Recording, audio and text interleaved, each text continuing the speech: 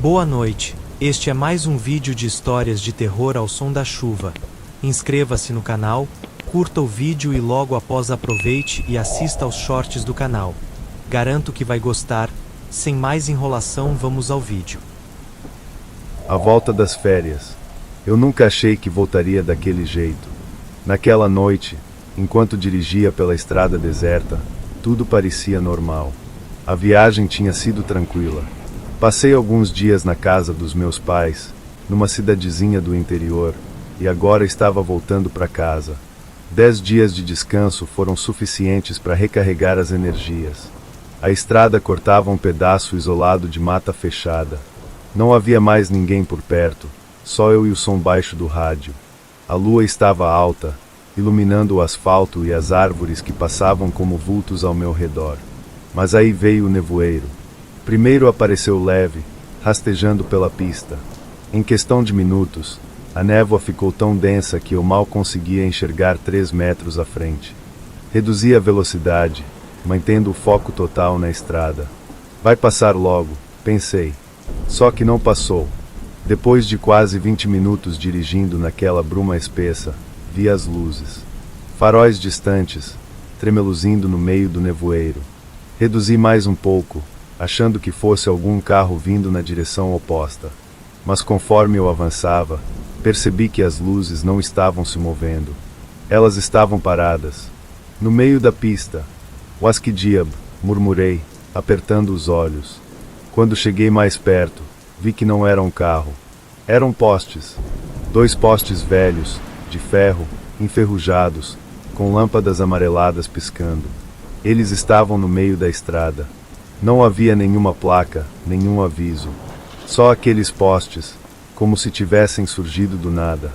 Estacionei no acostamento, tentando entender o que diabos estava acontecendo. Isso não estava aqui antes. Falei, mesmo sabendo que ninguém me ouviria. Desci do carro, sentindo o ar frio e úmido no rosto. Caminhei até os postes, passando a mão no ferro frio. Eles pareciam reais. Velhos, mas reais. Foi aí que notei algo à frente. A estrada não continuava. Em vez disso, havia uma entrada, como se eu tivesse virado na direção errada sem perceber. Uma rua de paralelepípedos, ladeada por mais postes iguais àqueles, desaparecia no meio do nevoeiro. Voltei pro carro, mas quando tentei dar ré, o motor morreu. Girei a chave de novo. Nada. Não agora. Bati o volante com as mãos, respirando fundo. A última coisa que eu queria era ficar preso no meio do nada à noite. Peguei o celular, mas, claro, sem sinal. A rua de paralelepípedos parecia ser a única opção. Talvez houvesse alguma casa por ali. Alguém que pudesse me ajudar. Peguei a lanterna que estava no porta-luvas e comecei a caminhar. A rua que não deveria estar lá. A cada passo, o silêncio parecia mais denso. Nenhum som de grilo, nenhuma coruja. Só o barulho abafado dos meus sapatos contra as pedras da rua. Os postes piscavam, como se estivessem prestes a apagar. Depois de alguns minutos, comecei a ver as casas. Pequenas, antigas, feitas de madeira e pedra. Mas todas estavam apagadas. Sem luz, sem sinais de vida. Tem alguém aí? Gritei, mas minha voz pareceu sumir no nevoeiro. Continuei andando. A sensação de que algo estava errado só aumentava. Foi então que vi a silhueta. De longe, parecia uma pessoa, parada perto de uma das casas. Ei! Acenei, me aproximando. Meu carro quebrou na estrada. Pode me ajudar? A figura não respondeu. A luz da lanterna tremia enquanto eu caminhava, mas quando cheguei mais perto, percebi que não era uma pessoa. Era uma estátua. De um homem, de braços cruzados, olhando diretamente para a rua. Wasquidiab. Ela parecia nova. Não combinava com o resto das casas velhas. Havia algo nos olhos esculpidos. Pareciam vivos demais. Dei um passo para trás. Foi aí que ouvi. Um estalo. Virei a lanterna para a esquerda e vi outra silhueta. Desta vez, mais distante. Comecei a andar mais rápido. A estátua ficou para trás, mas os postes continuavam surgindo à frente.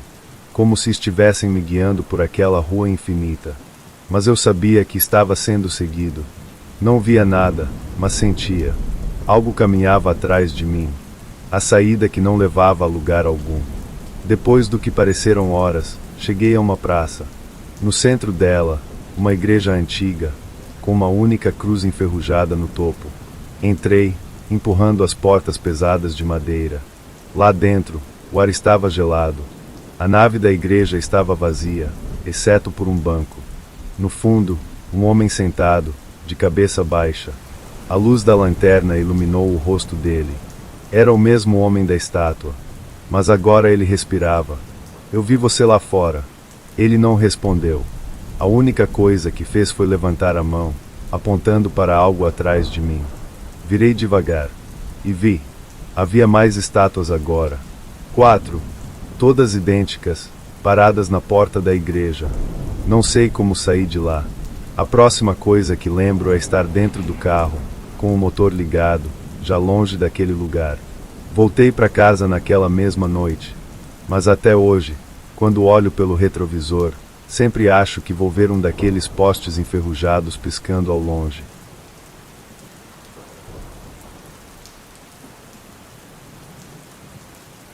A maldição da Floresta Negra. Eu nunca fui de acreditar nessas histórias de fantasmas. Sempre achei que tudo não passava de imaginação fértil, fruto de noites mal dormidas e filmes demais. Mas depois do que aconteceu comigo naquele acampamento, eu nunca mais fui o mesmo. Meu nome é Marcos, tenho 32 anos, e até então, levava uma vida bem comum. Trabalho como analista de sistemas, moro em São Paulo, e sempre fui o típico cara que passa o dia na frente do computador. Não tenho filhos, sou solteiro, e na maior parte do tempo, a única companhia que eu tinha era meu cachorro, Thor. Mas chega uma hora que o barulho da cidade começa a pesar. Foi por isso que aceitei o convite de um amigo, o Eduardo, para passar um final de semana acampando em uma área isolada no interior do Paraná. Eduardo é daqueles que vivem em trilhas, sempre explorando algum lugar novo. Ele me garantiu que seria tranquilo, uma oportunidade de desconectar do mundo e relaxar. Aceitei meio a contragosto, mas acabei indo. A viagem durou cerca de 5 horas. A estrada de terra que levava até o local parecia abandonada, cercada por uma floresta densa. Quando finalmente chegamos, havia um pequeno lago cercado por árvores gigantes. O lugar parecia ter parado no tempo. Não havia sinal de celular, nem ninguém por perto. Apenas nós dois e o silêncio absoluto da natureza. Montamos as barracas, acendemos uma fogueira e passamos a tarde conversando. Eduardo parecia à vontade, mas eu não conseguia me livrar de uma sensação estranha, como se estivéssemos sendo observados. No começo, achei que era coisa da minha cabeça, mas essa sensação foi ficando mais forte ao anoitecer. Naquela primeira noite, acordei com um barulho do lado de fora da barraca. Era como se alguém estivesse arrastando algo pesado pela mata. Esperei alguns minutos, mas o som não parava. Peguei a lanterna e saí para verificar. Eduardo dormia profundamente na outra barraca. A fogueira já estava quase apagada, mas eu vi algo. A poucos metros dali, entre as árvores, havia uma silhueta. Não era um animal.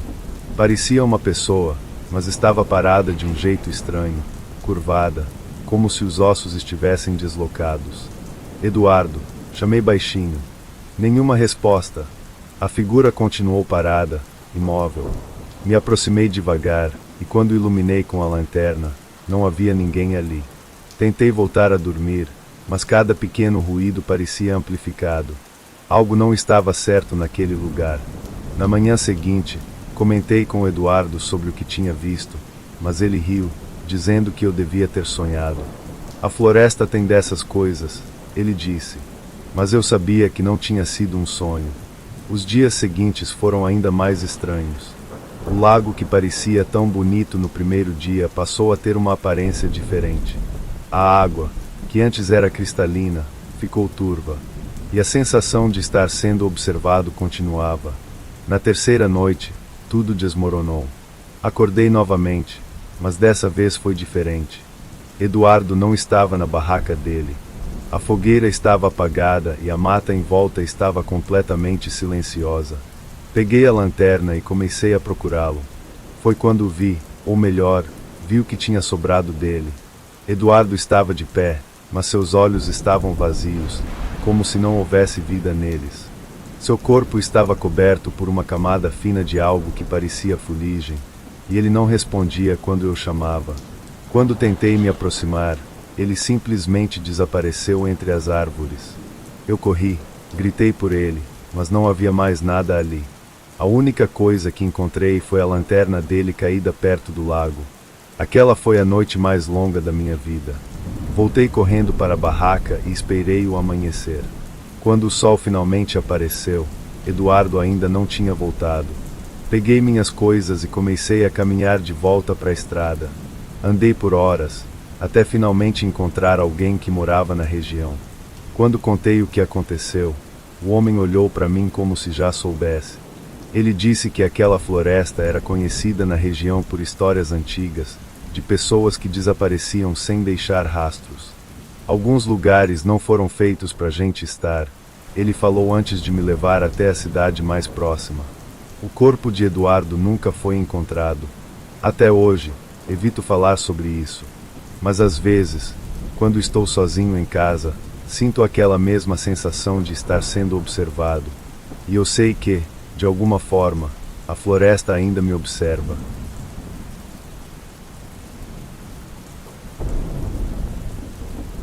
A maldição nas profundezas. Meu nome é André, tenho 35 anos, e até pouco tempo atrás, eu era só mais um cara comum, vivendo uma vida sem grandes emoções. Trabalho como engenheiro civil, moro em Santos, e sempre fui do tipo mais reservado. Não sou muito de festas ou de grandes aventuras. Mas, no início do ano passado, algo em mim começou a mudar. Talvez fosse o cansaço acumulado ou aquela sensação de que a vida estava passando rápido demais. Foi nessa época que meu amigo Gustavo apareceu com a ideia de fazermos um cruzeiro. Um roteiro de 7 dias pela costa do Brasil, com paradas em algumas ilhas pouco conhecidas. Eu nunca tinha pisado em um navio antes, e confesso que a ideia de ficar no meio do oceano por tanto tempo me deixava um pouco desconfortável. Mas Gustavo era insistente. Disse que seria a chance de relaxar, conhecer gente nova e esquecer um pouco do estresse do trabalho. Eu acabei cedendo. A viagem começou em um sábado de manhã. O navio, gigantesco, brilhava sob o sol. Enquanto embarcávamos, a animação dos passageiros era contagiante. Casais, famílias, grupos de amigos. Todo mundo parecia empolgado. Naquele momento, comecei a me sentir mais à vontade. Afinal, que mal poderia haver em passar alguns dias em alto mar? Nos primeiros 2 dias, tudo correu bem. Passávamos a maior parte do tempo nas piscinas, nos bares e assistindo aos shows noturnos. Gustavo, como sempre, fazia amizade com todo mundo. Eu preferia ficar na minha, lendo ou apenas observando a paisagem infinita do oceano. Mas, na terceira noite, algo estranho aconteceu. Estávamos no meio de uma festa no convés quando as luzes piscaram por alguns segundos. O mar estava calmo, sem sinal de tempestade, então achei que fosse algum problema técnico. Ninguém pareceu dar muita importância, mas, por algum motivo, aquilo me incomodou. Gustavo brincou que eu estava ficando paranoico. Mais tarde, enquanto voltava sozinho para a cabine, ouvi algo. Era um som fraco, quase um sussurro, vindo do corredor. Parei, tentando identificar de onde vinha, mas não vi ninguém. O corredor estava vazio, apenas o som distante do mar batendo contra o casco do navio. Ignorei e fui dormir. Na manhã seguinte, um boato começou a se espalhar entre os passageiros. Diziam que uma das funcionárias do navio havia desaparecido. Ninguém sabia ao certo o que tinha acontecido, mas algumas pessoas juravam tê-la visto andando sozinha pelo convés às 3 da manhã. Isso me deixou inquieto. A sensação de que algo estava fora do normal começou a crescer. Naquela noite, Gustavo insistiu para irmos até um dos cassinos do navio. Enquanto ele jogava, eu decidi explorar um pouco mais. Caminhei pelos corredores inferiores, onde ficavam as áreas de manutenção. Esses lugares eram sempre mais silenciosos, quase desertos. Foi então que vi. Uma porta, que deveria estar trancada, estava entreaberta. Curioso, aproximei-me e olhei para dentro. O espaço estava escuro, mas, sob a luz fraca da emergência, percebi que era uma espécie de depósito. No fundo do cômodo, havia algo estranho, uma figura, de costas, parada diante de uma janela redonda que dava para o mar. Ela estava imóvel, mas o que me arrepiou foi a sua postura. A cabeça estava inclinada de um jeito antinatural, e os braços pendiam como se não houvesse força neles. Senhora, está tudo bem? Minha voz saiu trêmula. A figura não respondeu. Dei um passo à frente, e a porta se fechou sozinha atrás de mim. Quando a luz piscou, a mulher não estava mais lá. Saí dali o mais rápido que pude. Nos dias seguintes, outros passageiros começaram a relatar coisas estranhas. Sussurros nos corredores, sombras se movendo nos reflexos das janelas. Um casal jurou ter visto uma mulher de branco flutuando do lado de fora, como se estivesse andando sobre a água, acompanhando o navio. Gustavo começou a acreditar quando, na quinta noite, acordou gritando. Ele disse que viu alguém dentro da nossa cabine. Depois disso, nada mais parecia normal. O navio parecia diferente. Os corredores pareciam mais longos, e a sensação de estarmos sendo observados era constante. No penúltimo dia, durante uma excursão a uma pequena ilha, decidi conversar com um dos tripulantes mais antigos. Era um homem calado, de olhar cansado. Quando mencionei os acontecimentos, ele apenas me olhou por alguns segundos e disse: "Você já ouviu falar do navio das almas?" Eu balancei a cabeça. Ele contou que, anos atrás, um navio semelhante desapareceu durante uma tempestade naquela mesma região. Quando foi encontrado à deriva, todos os passageiros estavam mortos, mas não havia sinais de violência. A tripulação dizia que o navio estava amaldiçoado, e desde então, havia boatos de que, de tempos em tempos, ele aparecia para assombrar outros cruzeiros. Achei que ele estava brincando, mas a seriedade nos olhos dele me fez reconsiderar. Na última noite, Gustavo desapareceu. Procuramos por horas, mas ninguém o encontrou. As câmeras de segurança mostravam ele saindo da cabine às 3 horas da manhã, mas não havia registros dele em lugar algum do navio. Quando desembarquei, senti um alívio que nunca havia experimentado antes. Até hoje, Gustavo nunca foi encontrado. Às vezes, durante a madrugada, ainda ouço aquele sussurro, como se o navio estivesse me chamando de volta. O chamado das profundezas. Meu nome é Ricardo, e por mais de 20 anos fui pescador na costa do Maranhão. Nasci e cresci em uma vila chamada Baía Escura, um lugar pequeno, cercado por lendas que passavam de geração em geração. Cresci ouvindo histórias de sereias que puxavam pescadores para o fundo do mar, navios fantasmas e ilhas que desapareciam ao amanhecer.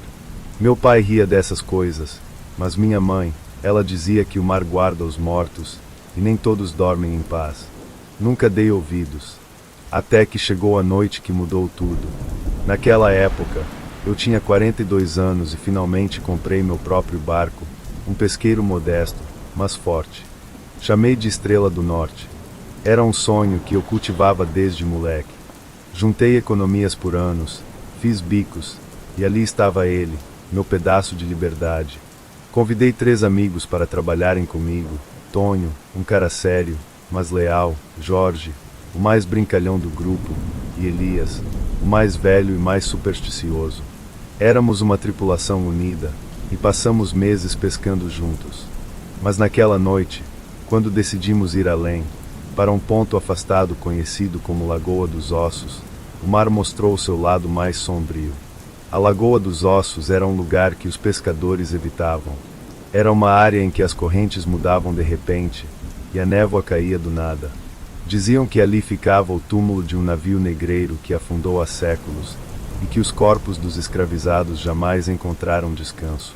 Eu nunca fui de acreditar em histórias de fantasmas. Naquela noite, com o céu limpo e o mar calmo, decidi que valia a pena arriscar. Elias hesitou. Ricardo, tem peixe de sobra em outros lugares. Para que mexer onde não deve? Ignorei. Precisávamos voltar com algo bom, e a promessa de cardumes maiores era tentadora demais. Jogamos as redes. Tudo parecia normal, até que o barco parou. Foi como se algo o segurasse por baixo. As redes estavam pesadas, e o motor começou a fazer um som estranho, como se estivesse sendo puxado para trás.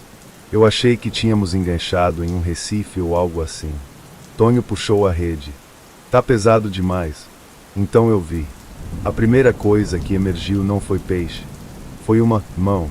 Era uma mão humana, inchada, coberta de algas e cracas. Parecia antiga, mas ainda viva. Jorge gritou e soltou a rede. A coisa continuou subindo. Logo, o que quer que estivesse na rede apareceu. Não era um corpo, mas uma forma humanoide, sem olhos, com a pele esverdeada e os ossos saltando sob a carne inchada. Os braços eram longos demais, como se tivessem sido esticados pelo tempo debaixo d'água. E o pior, ela se mexia. Solta isso. Agora! Gritou Elias, pegando um facão.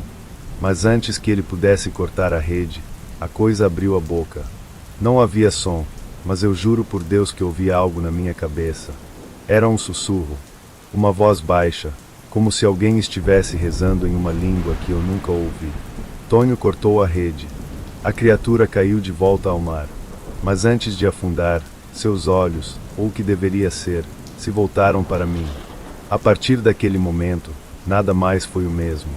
Tentamos agir como se nada tivesse acontecido, mas o mar não nos deixou esquecer. Naquela noite, enquanto voltávamos para a costa, Jorge começou a passar mal. Ele reclamava de uma dor no peito, dizendo que sentia algo se mexendo dentro dele. Elias rezava baixinho, enquanto Tonho apenas olhava para o horizonte. O mar estava calmo demais. Sem vento, sem ondas. Era como se estivéssemos navegando sobre vidro. Foi aí que vimos uma luz no horizonte, como uma lamparina flutuando sobre a água. Ela piscava, dançando à frente do barco. Elias empalideceu. Apaga as luzes do barco, ele sussurrou. Eu não entendi. Aquela luz não é de barco nenhum. Mas antes que eu pudesse fazer qualquer coisa, Jorge se levantou de repente, com os olhos vidrados. Ela está chamando, ele disse, num tom que não parecia o dele, e pulou no mar. Gritamos, jogamos boias, mas Jorge não reapareceu. Ficamos rodando no mesmo ponto até o amanhecer. Tonho e Elias não falaram nada. Quando voltamos à vila, contamos que Jorge caiu acidentalmente e não conseguimos salvá-lo. Mas ninguém acreditou. Jorge nunca mais foi encontrado. Naquela noite, sonhei com ele. Ele estava no fundo do mar, cercado por aquelas criaturas. Seus olhos estavam brancos, mas ele sorria, como se aquilo fosse certo. No dia seguinte, vendi o barco. Elias se mudou, e Tonho deixou de falar comigo. Se passaram anos, e eu nunca mais pisei em um barco. Mas às vezes, quando a maré está baixa e a neblina sobe, eu ouço. Ouço o som de uma rede sendo arrastada. E no reflexo do mar, vejo Jorge. Ele está lá. E o pior, ele não está sozinho.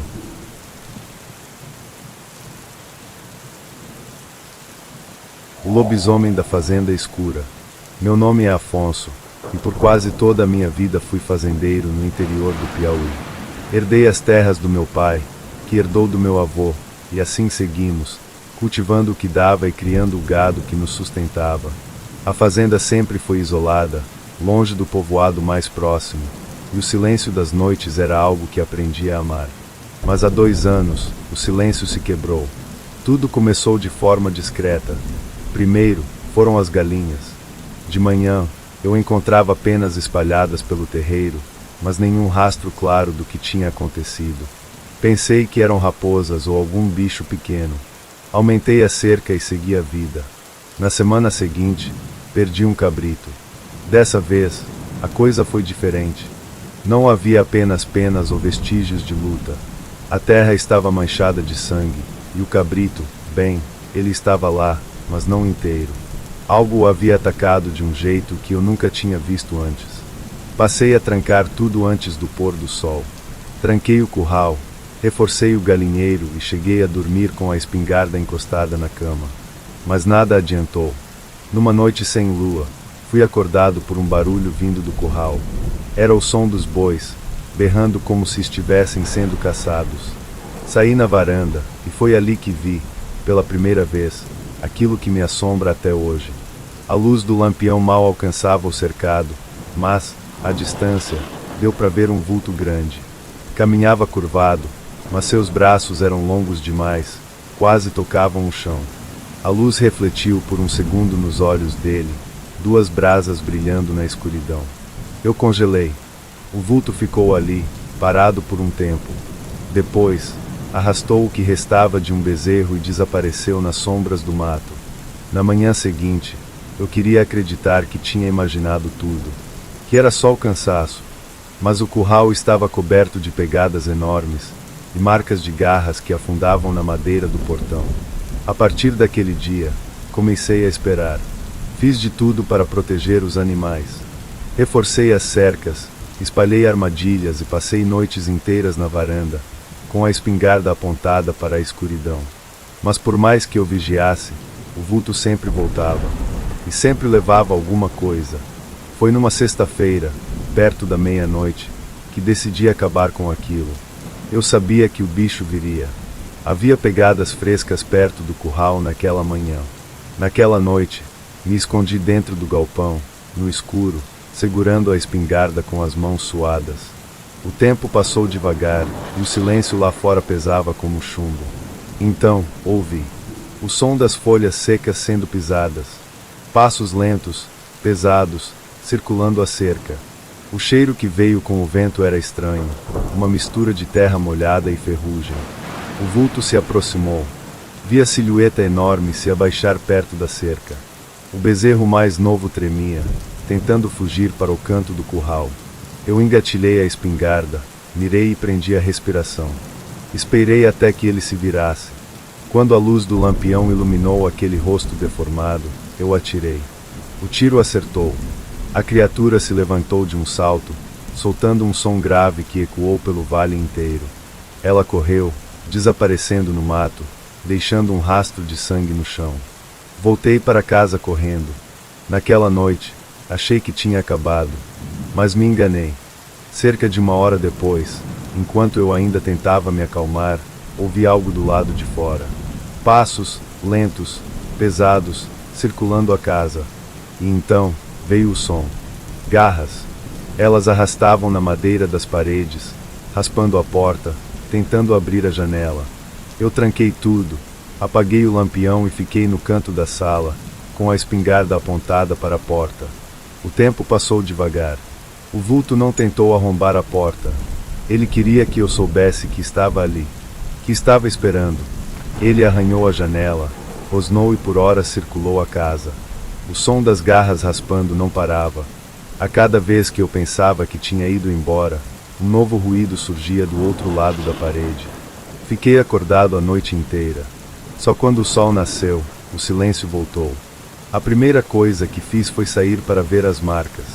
Havia pegadas, arranhões na porta e o cheiro ainda impregnado na madeira. Mas não havia sinal dele. Passei semanas sem dormir direito. As noites seguintes foram silenciosas, mas eu sabia que aquilo ainda estava por perto. Nunca contei a ninguém o que aconteceu. Se eu disser que vi algo assim, vão rir de mim. Mas naqueles dias, percebi algo. Ele não queria apenas os animais. Ele queria que eu soubesse que cedo ou tarde voltaria.